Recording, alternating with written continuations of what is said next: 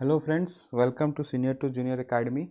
So friends, as discussed in the last video that I will be starting full NDA course, and from this video I have started this course with mathematics. So friends, as you know, I am Abhishek Kumar Singh and I got recommended from 14 SSB Allahabad. This is a uh, small you can say small step from my side to help all my brothers and sisters to crack this examination. So please share this video to all your friends who are preparing for ND examination, and let's make this as a great success. So friends, without wasting much of the time, let's get started into topic. I am starting with the matrices because at least 4 to 5 questions are coming regularly from this topic and it is very easy. It's a very scoring topic, I can say. So let's see a concept of matrices. So friends, basically matrices is nothing but a arrangement of row and column, or you can say it's a rectangular arrangement of numbers. So in matrix, before attempting the questions, there are 12 to 13 concepts. So देखते हैं हम लोग एक एक करके concepts क्या है. First of all आपको कुछ कुछ चीज़ पता होना चाहिए, जैसे कि रो मैट्रिक्स क्या होता है, स्क्वायर मैट्रिक्स क्या होता है, आइडेम्पोटिव मैट्रिक्स क्या होता है. ये सब चीज़ के बिना आप मैट्रिक्स में आगे नहीं बढ़ सकते, क्योंकि डायरेक्ट क्वेश्चंस आती है इस पे टॉपिक्स पे बेस्ड. सो देखते हैं. सबसे पहले जो होती है वो होती है रो मैट्रिक्स. रो मैट्रिक्स में क्या होती है कि एक ही रो होता है, जैसे कि 1 2 3 4, ये हो गया एक रो. सो इसको बोलते हैं हम लोग रो मैट्रिक्स. सेकेंड जो हो गया कॉलम मैट्रिक्स. कॉलम मैट्रिक्स में क्या होता है फ्रेंड्स, उसमें एक ही कॉलम होता है, जैसे 1 2 3 4, बस यही हो गया एक कॉलम है, तो इसको बोलेंगे हम लोग कॉमन कॉलम मैट्रिक्स. नेक्स्ट जो होता है फ्रेंड्स, उसको बोलते हैं हम लोग जीरो मैट्रिक्स, या उसको बोलते हैं हम लोग जीरो मैट्रिक्स और नल मैट्रिक्स. ये इंपॉर्टेंट है फ्रेंड्स, क्योंकि इसमें क्या होता है कि जितना भी आपका एलिमेंट्स है सारा ही जीरो होता है, जैसे कि 0 0 0 0.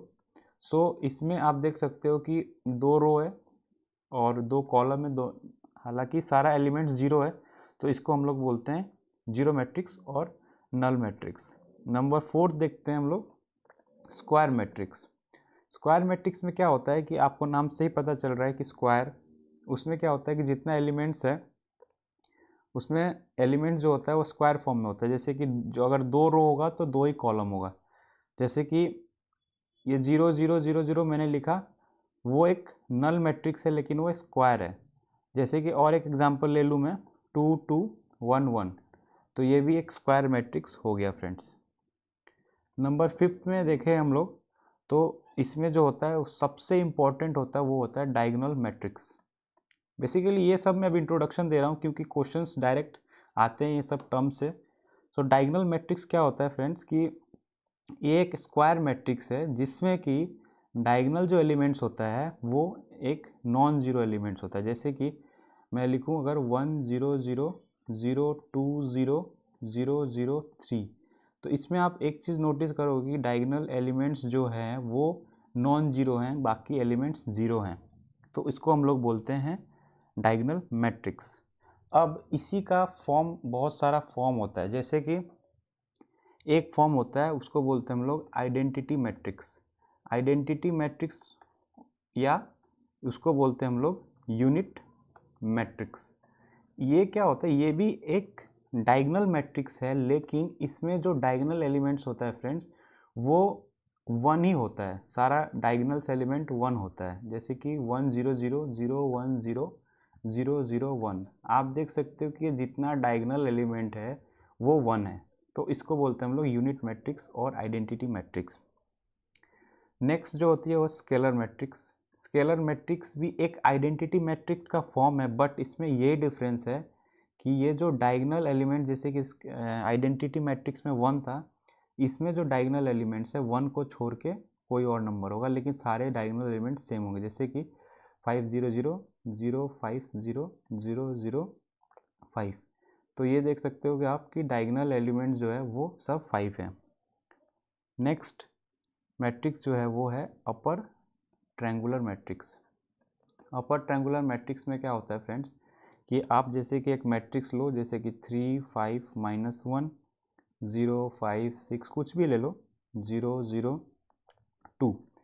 अभी आप एक चीज़ नोटिस करो कि ये जो डायगोनल एलिमेंट है, डायगोनल एलिमेंट के नीचे सभी जीरो है। तो अपर ट्रायंगुलर मैट्रिक्स का मतलब जो डायगोनल एलिमेंट के नीचे वाला जो एलिमेंट्स होगा वो जीरो होगा।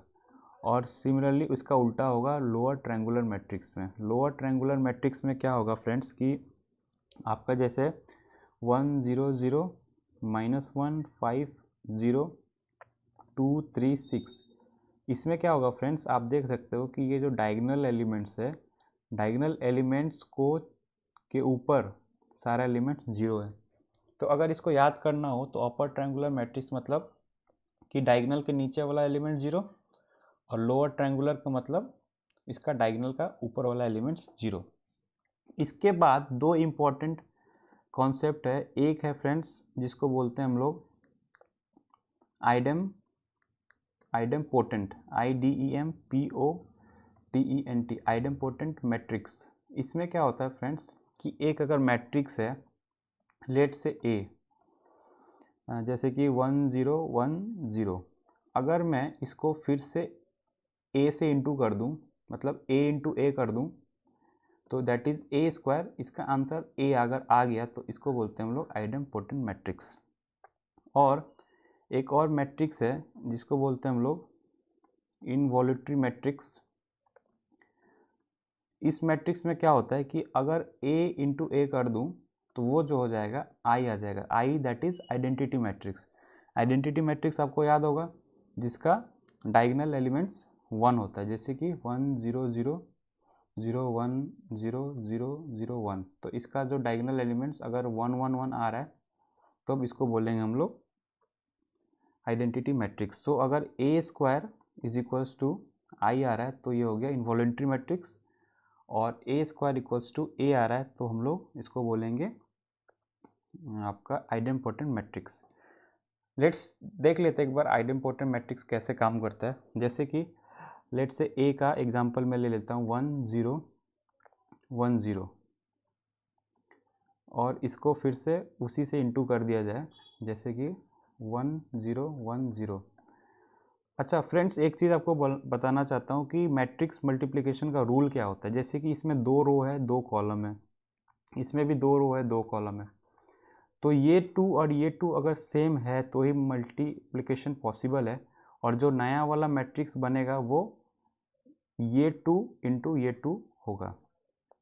तो मैट्रिक्स जो नया बनेगा वो 2/2 का मैट्रिक्स बनेगा। इसके ऊपर क्वेश्चन भी आया हुआ है, मैं आपको दिखाऊंगा।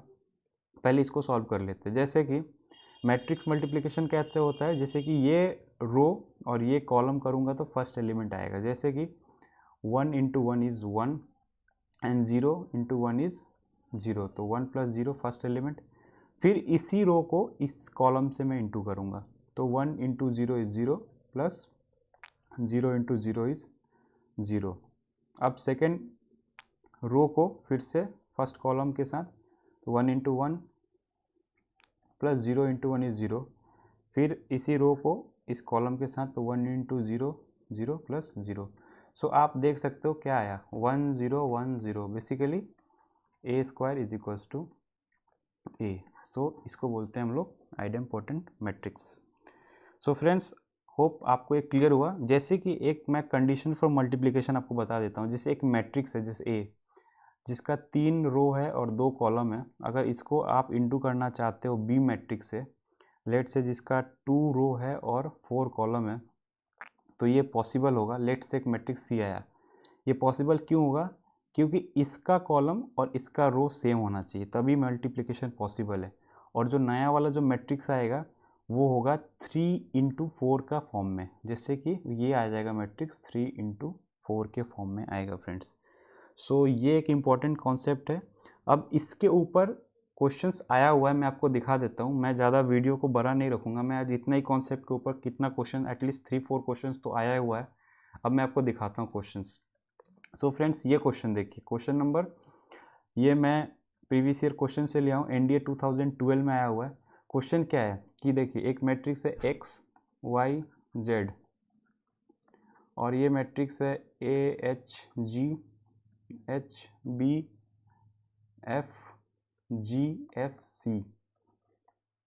Into XYZ। अभी देखिए यहाँ पे लिखा what is the order of product, जो इसका आंसर आएगा उसका ऑर्डर क्या होगा। सबसे पहले ये तो मैट्रिक्स जो है, लेट से इसको मैं A, B और C मानता हूँ। तो A का फॉर्म क्या है, 3 रो इंटू 1 कॉलम। फिर B का क्या है, 3 रो इंटू 3 कॉलम। और C का क्या है, 3 rho into 1 column. First A का है 1 रो इंटू 3 कॉलम है। सो फ्रेंड्स, ये मल्टीप्लिकेशन पॉसिबल है कि नहीं है, आप लोग बताइए।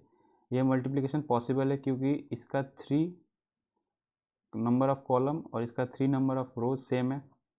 फिर इसका 3 number of column and 3 number of rows same है।